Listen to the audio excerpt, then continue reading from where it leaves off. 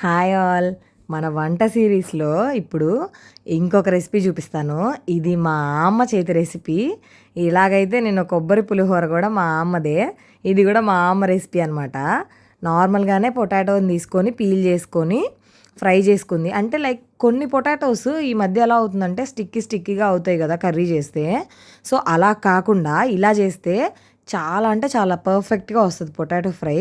So మామూలుగానే cut చేసుకొని fry చేసుకొని పక్కన పెట్టుకున్నాం కదా, పోపు పెట్టేసుకొని ఇంకా ఉల్లిపాయలు ఇంకా పసుపు వేసుకున్నాం దానిలోనే.